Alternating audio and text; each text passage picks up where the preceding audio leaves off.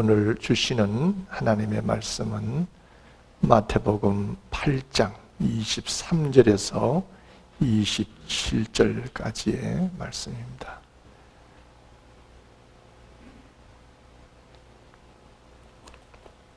우리 다 같이 한 목소리로 같이 읽도록 하겠습니다. 시작. 배에 오르심에 제자들이 따랐더니 바다에 큰 놀이 일어나 배가 물결에 덮이게 되었으되 예수께서는 주무시는지라. 그 제자들이 나와 깨우며 이르되 주여 구원하소서, 우리가 죽겠나이다. 예수께서 이르시되 어찌하여 무서워하느냐, 믿음이 작은 자들아 하시고 곧 일어나사 바람과 바다를 꾸짖으시니 아주 잔잔하게 되거늘 그 사람들이 놀랍게 여기되 이가 어떠한 사람이기에 바람과 바다도 순종하는가 하더라. 아멘. 우리 찬양대에 찬양이 있겠습니다.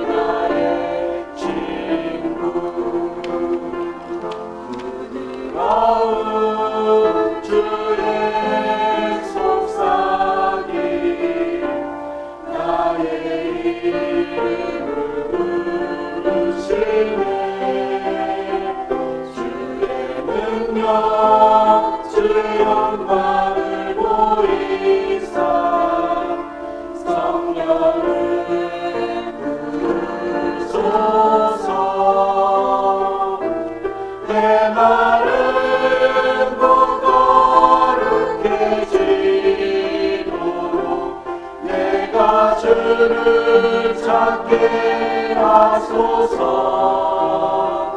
내 모든 것 주께 드리리. 나의 구주 나의 친구.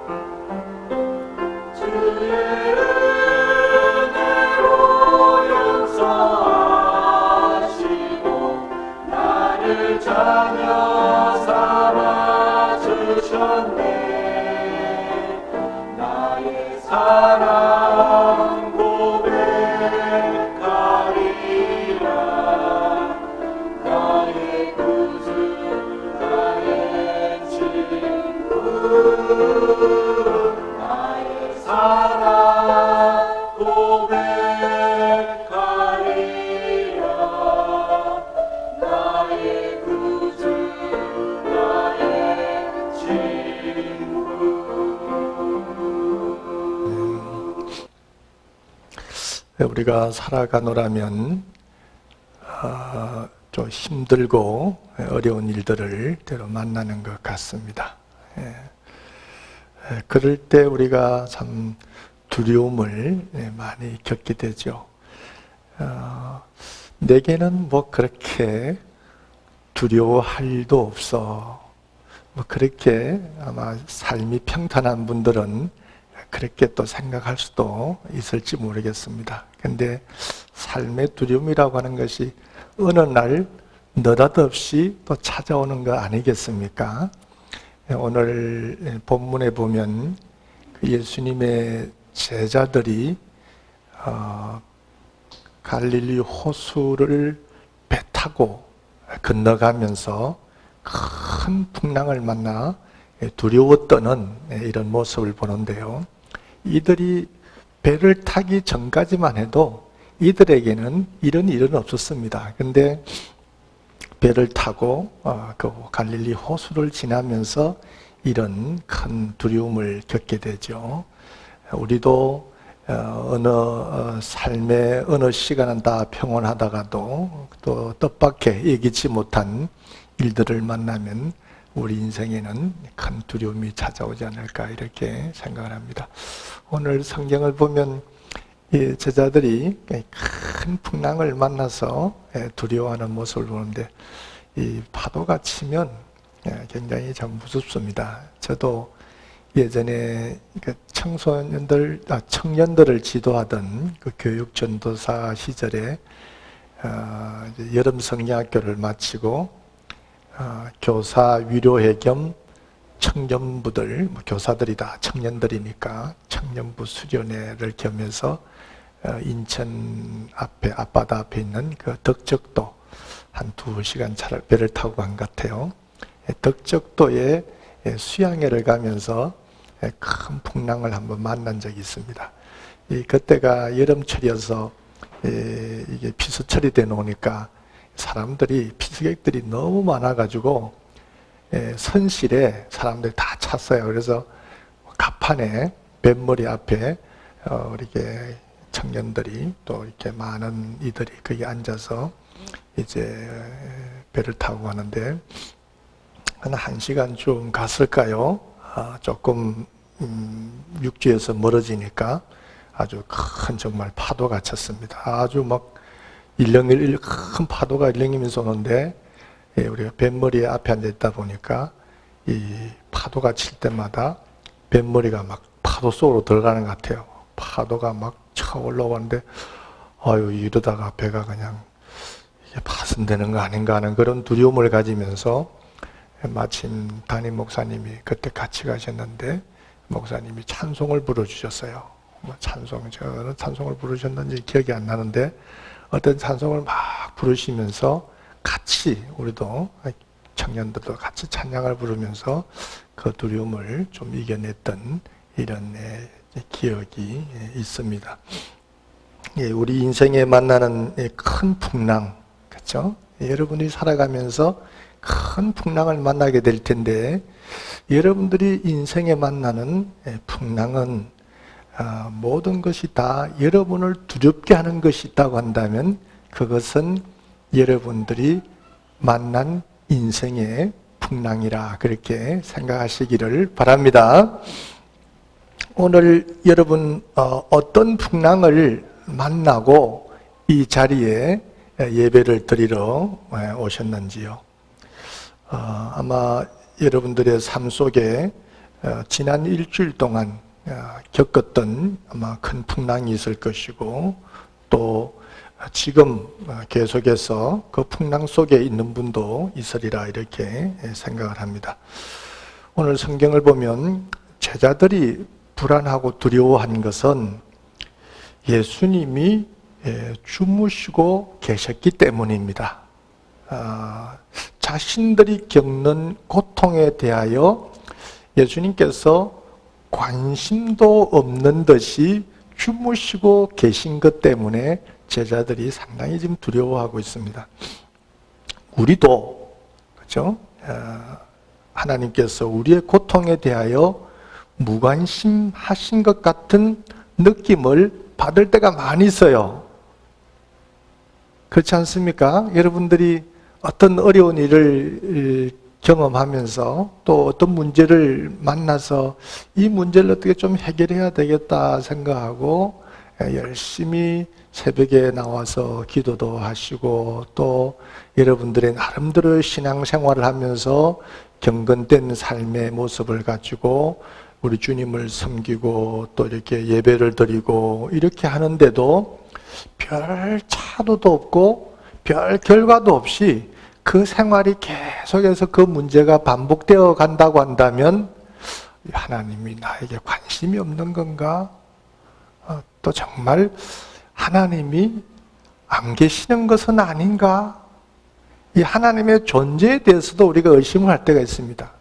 하나님은 계시지 않는데 이렇게 기도를 드렸는데도 어떤 결과가 없다면 정말 믿음이 약한 사람들은 아마 그럴 거예요. 그렇죠? 어떤 자식을 위해서 그것이 자식의 결혼 문제이든지 그것이 자식의 신앙생활의 변화를 위해서 드리는 기도라든지 또는 그것이 자식의 어떤 직장의 문제든지 어떤 여러 가지의 문제를 놓고 또 가정사의 남편의 변화나 아내의 변화를 위해서도 기도하시는 그런 분들이 있을 텐데 뭐 그렇게 오랜 세월 기도해도 뭐 똑같아 변화가 없어. 그러면은 정말 하나님이 계신가 이렇게 생각하면서 우리의 머릿속에 드는 의심은 하나님은 계시지 않는데 우리가 신이란 존재를 하나님이란 존재를 만들어 놓고 그분을 향하여 하나님이라 부르면서 그분을 의존하며 살아가는 것은 아닌가 이런 의심을 우리는 간혹 가질 때가 있다는 것이죠.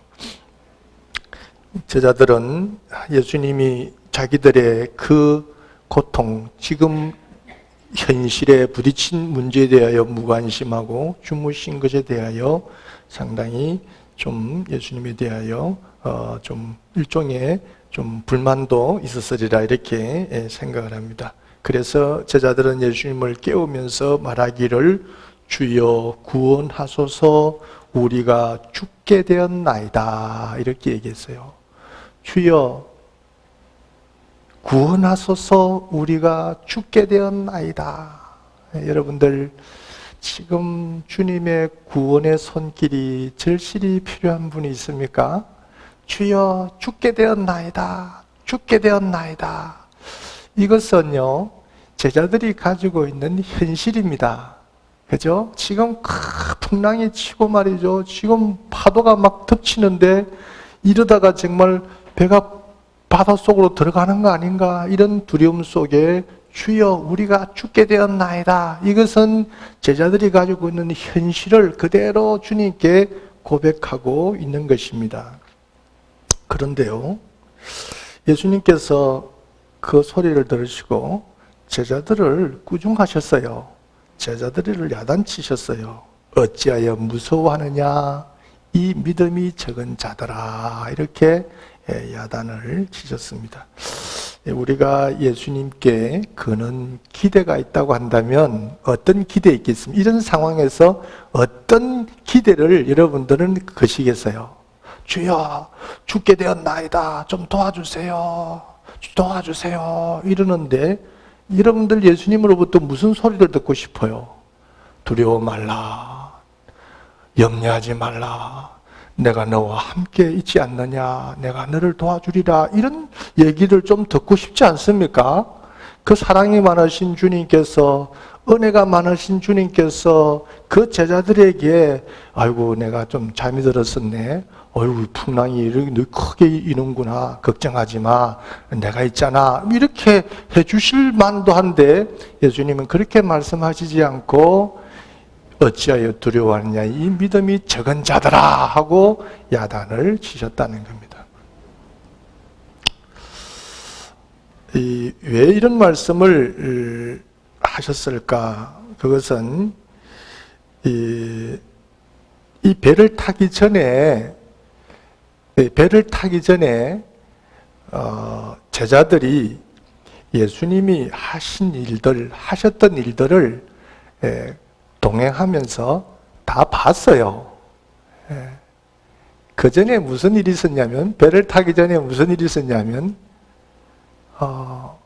나병 환자가 예수님께서 산에서 산상교훈 있잖아요. 마음이 온유한 자는 복이 있나니 저희가 땅을 차지할 것이요 하면서 이런 산에서 그런 것을 가르치고 내려오셨는데 사람들이 막 예수님의 뒤를 막 따라옵니다. 따라오는데 어떤 그 문둥병 환자가 예수님께 나와서 그런 얘기를 하죠. 주여 원하시면 저를 깨끗게 하실 수 있나이다. 이렇게 얘기를 했는데 예수님께서 손을 내밀어 그에게 대시며 내가 원하노니 깨끗함을 받아라. 이렇게 손을 내밀어 그렇죠? 그에게 대시면서 깨끗함을 받아라. 이러니까 그 시간에 즉시 그 문둥병자가 깨끗해졌어요. 그것을 제자들이 동행하면서 다 봤습니다. 그뿐입니까? 예수님께서 또 조금 이동하시면서 가버나움에 들어가셨는데 한 백부장이 나와서 주여 내 하인이 중풍병으로 집에 누워 몹시 괴로워하나이다 이렇게 했습니다. 예수님께서 내가 가서 고쳐주리라 이렇게 말씀하시니까 백부장이 여기서 말씀만 하셔도 제 하인이 낫겠나이다. 나도 남의 수하에 있고 내 아래에도 군사들이 있는데 종들어 가라 하면 가고 오라 하면 오나이다.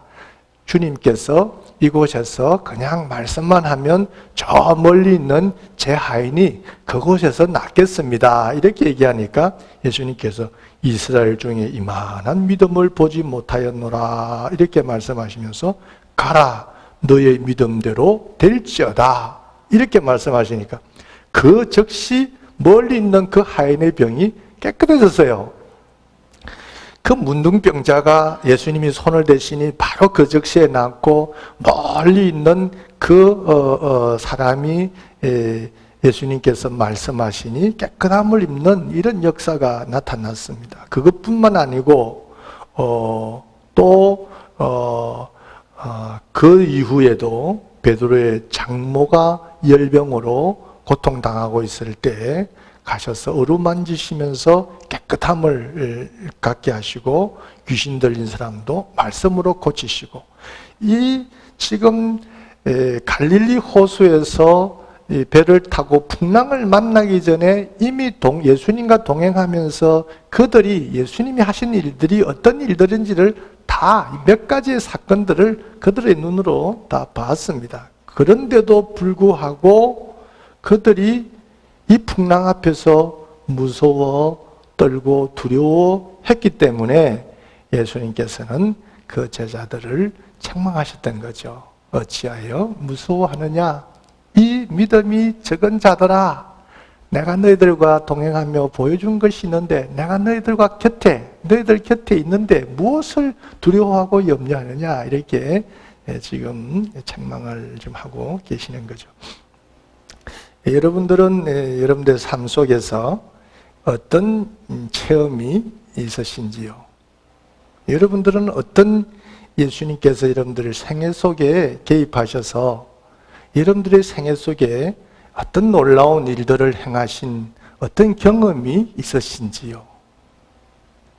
나는 없어. 그렇게 얘기하실 수도 있겠지만 한번 곰곰이 한번 생각해 보세요. 여러분들 그것이 우연의 일치지 이렇게 생각할 수 있지만 그렇지 않습니다. 그것은 하나님이 여러분들을 사랑하시고 여러분들을 늘 도우시기 때문에 하나님이 개입하시고 하나님이 도우셨기 때문에 그런 결과가 난 겁니다. 믿으십니까? 저는 저희 가족 얘기를 자꾸만 해서 죄송하고 그런데 저희 딸이 미안하다 다나 내가 이 얘기를 해서 저희 딸이 취직을 해가지고 이제 처음에 입사할 때는 아니 뭐 그냥 아르바이트 하던 그걸로 이제 얼마를 줄까? 그러니까 아르바이트 할 때 그 적은 액수를 가지고 내가 지금 아르바이트 시간당 얼마를 받습니다. 그러니까 그 회사에서 얼마나 좋아요. 적은 액수로 취직을 하겠다니까 얼른 그냥 들어오라 그래가지고 취직이 됐어요. 시간이 지나면서 딸의 시간당 샐러리가 페이가 조금씩 올라가요. 그거야 뭐 당연히 뭐 시간 열심히 일하면 올라가는 거 아니겠습니까? 그런데 저는 딸에게 그런 얘기 하지 않았어요. 그거는 절대 그렇지 않다. 하나님께서 너를 축복하시고 도우셨기 때문에 너의 샐러리가 올라간 것이다. 제가 그렇게 했습니다. 제 딸은 그것을 믿음으로 받아들였는지 모르겠어요. 근데 딸이 거기에 대해서 감사하고 감사한금을 드린 것을 보면 믿음으로 받아들인 것 같아요. 그래서 그 감사한 마음으로 드린 것에 대해서 하나님이 또 축복하셔서 샐러리를 또 조금 더 올려주셨습니다. 이건요, 뭐 당연하지 이렇게 생각하지만 그렇지 않습니다. 저는 우리 교회를 이게 참 감사한 건요, 어려운 상황 속에 있을 때요, 우리는 하나님이 우리 생애 속에 개입하셔서 도우시는 것을 많이 경험하게 됩니다. 저는요, 우리가 이 교회를 개척해가지고 지금 그렇죠? 우리가 지금 여기 14주년, 5주년을 향해서 가지 않습니까? 그 가운데 제가 체험하고 경험한 얘기들이 너무너무 많이 있잖아요. 정말 돈이 정말 결실이 필요하고 교회에서 정말 필요한 그때에 렌트비를 갑자기 올려가지고 이거 뭐 어떻게 할 수 없는 그 상황에서 우리 교회 좋은 점이 뭘까요? 담임 목사가 설교할 때나 뭐 할 때 여러분들에게 헌금에 대한 강조를 많이 안 하잖아요. 그죠? 그냥 주어진 그 액수 안에서 형편대로 우리는 모아서 그렇게 쓰지 않습니까? 그래서 그 특별한 얘기를 하기는 그렇고 어떡하나 하는데 하나님이 장영복 집사님 말이죠. 집사님이 그냥 뭐 다 5,000불이 필요한데 정말 장영복 집사님이 5,000불을 헌금을 한 거예요. 아무 돈도 없는 분이 어디서 이 돈이 났냐 했더니 아버지가 돌아가셨는데요. 아버지가 생명보험을 들어놓으셨는데 나의 몫으로 얼마를 주셨습니다. 그래서 거기에 11조로 제가 5,000불을 하나님께 드립니다 하고 그 5,000불을 내놓았어요. 다 5,000불이 너무 필요해가지고 정말 이거 어떻게 5,000불이 필요한데 하나님 이러고 기도하고 있는 중에 하나님이 그 손길을 통하여 그렇게 채우신 것을 보면 저는 그 하나의 그 어떤 경험을 통해서 저는 교회 안에 일어나는 크고 작은 일들에 대해서 아무 염려 안 합니다. 왜? 그때는 지금보다도 우리가 더 어려웠어요. 우리들의 그 형편이, 여러분들의 사업이, 여러분들의 수입이 지금보다도 훨씬 더 적을 때였습니다. 그럴 때도 하나님이 그 어린 성도의 손을 통해서 쓰신다면 아마 지금 우리가 무언가를 필요로 한다면 아마 여러분들의 손을 통해서도 하나님은 쓰신다고 저는 믿기 때문에 저는 그 하나의 사건을 통해서 하나님이 살아계시고 역사하시고 우리 교회를 사랑하시고 우리를 도우신다고 하는 이 일에 대해서는 저는 조금도 의심을 하지 않습니다.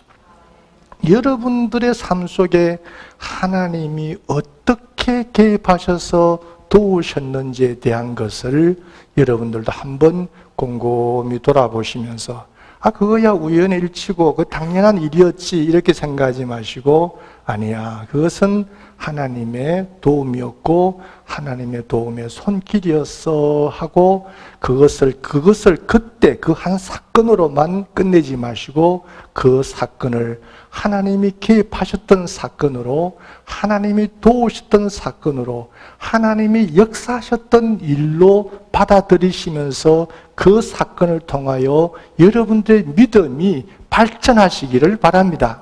그래야 여러분들의 믿음의 성장이 있고 또 그 사건을 통해서 그 경험을 통해서 그렇게 해주신 하나님 난 더 믿습니다 하고 여러분들이 하나님께 드릴 것도 과감하게 드릴 수 있고 하나님 일을 위해서 더 헌신도 할 수 있고 그렇게 된다는 것이지요. 그 일을 이루신 주님은 그때나 오느니라 동일하신 분인 줄로 믿습니다. 오늘 어떤 어려움을 여러분들이 만나고 직면해 있다 할지라도 과거에 도와주셨던 그 주님, 오늘도 찾아오셔서 도와주실 줄로 믿습니다. 예수님께서는 제자들에게 믿음이 적은 자들아 하고 책망하시고는 일어나셔서 바람과 바다를 꾸짖어서 잔잔하게 하셨어요. 이 모습을 본 제자들이 이렇게 얘기합니다. 이가 어떠한 사람이기에 바람과 바다도 순종하는고. 제자들은 예수님을 그렇게 따라다녔는데, 그리고 예수님이 행하셨던 그 많은 일들을 봤고, 또 지금 그 파도를 잔잔케 하시는 이 모습을 보면서 예수님이 정말 우리가 미처 생각 못했는데 그 중풍병자를, 그 나병 환자를, 그 열병 환자를 귀신을 쫓아내던 그 주님이 이렇게 자연도 다스리는 그 창조주 하나님이시구나, 능력의 주님이시구나, 이렇게 받아들여야 되는데 이가 어떤 분이기에 이렇게 바람과 바다도 잔잔하게 하는고, 이렇게 얘기를 했다는 거죠. 따라다녀서도 예수님이 어떤 분인지를 잘 이해하지 못했다는 것은, 우리도 오늘 예배를 드리러 왔고 주님을 믿고 주님을 의지하면서 교회를 왔지만, 예배를 드리지만, 우리도 제자들처럼 예수님이 어떠한 분인고 이렇게 예수님에 대하여 잘 알지 못하고 예배를 드리는 분이 있을 수 있어요. 그렇지 않습니까? 어떤 분인고 라고 얘기한 것처럼 여러분 속에도 예수님이 어떤 분인지를 잘 모르면서도 예배를 드리고 있는 분이 있을 수 있습니다. 예수님은 이 배를 타고 가실 때 이 갈릴리 호수 주변에 지금 이 말씀을 전하시고 거기서 활동하셨기 때문에 예수님이 배를 구태여 타지 않으셔도 걸어서도 그저 목적지에 갈 만한 곳인데, 배를 타고 가신 것은 이 제자들에게 내가 병만 고치는 이가 아니라 이 자연도 다스리는 분이라고 하는 것을 보여주기를 원하셨던 겁니다. 이런 사건은 여기에만 있는 것이 아니고 죽은 자가 있잖아요. 우리 애가 죽게 됐습니다. 그 예수님이 늦게 가면은 그 애가 죽는다는 걸 다 아시고도 죽고 난 다음에 가셨어요. 늦게 가신 이유는 죽을 때를 기다리신 거예요. 죽을 때를 기다리셔서 가서 죽은 자를 아파서 이렇게 막 신음하고 있는 사람을 살리면 그거야 뭐 그냥 우연히 또 회복됐지 이러지만은, 완전히 죽은 자를 살리면 이것은 하나님이 아니고는 할 수 없는 일 아니겠습니까?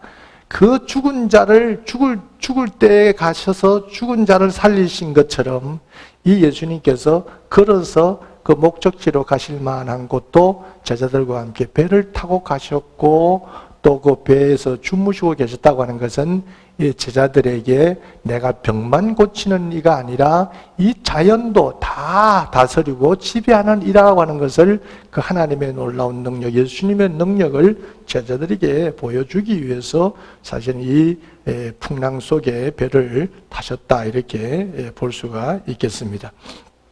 여러분이 큰 풍랑을 만나게 되면, 여러분이 만나 큰 그 풍랑을 보면, 여러분이 만난 그 풍랑, 그렇죠? 풍랑을 통해서 예수님이 어떤 분이신지를 좀 깨닫게 되기를 바랍니다. 왜냐하면 예수님께서는 풍랑을 통해서 예수님을 발견하기를 바랐기 때문에 그렇죠. 그러니까 여러분들이 인생 가운데 큰 풍랑이 일 때 두려워하고 떨고 그러지 마시고, 이 풍랑을 통하여 예수님이 어떻게 역사하시는지를, 그 역사하시는 예수님을 발견하시기를 바랍니다. 제자들이 탄 배에 거센 풍랑이 일었지만 예수님이 그 배에 타고 계셨기 때문에 풍랑은 곧 잔잔해졌습니다. 예수님이 일어나셔서 바람과 바다를 꾸짖으시니 그 풍랑이, 바다가 잔잔해졌다라고 하는 이 말씀은, 여러분들이 어떤 것의 풍랑을 만나도, 그렇죠? 여러분은 누구를 모시고 살아가시죠? 예수님을 모시고 살아가십니다. 때에 따라 여러분들이 주여 죽게 되었나이다, 지금 큰 풍랑이 일어나나이다 이렇게 얘기를 해도 예수님이 무관심한 듯이 주무시는 듯이 아무런 반응을 안 보이시는 것 같아도 그 배에 예수님이 타고 계셨기 때문에 그 풍랑을 잔잔케 하셨던 것처럼 여러분들이 어떤 풍랑을 만나 두려움 속에 주여 죽게 되었나이다라고 그렇게 할 수밖에 없는 그 현실을 안고 살아간다 하실지라도 여러분들 속에는, 여러분들 곁에는 누가 계신다고요? 예수님이 계십니다. 그래서 그 예수님이 한 말씀만 해주시면, 그렇죠?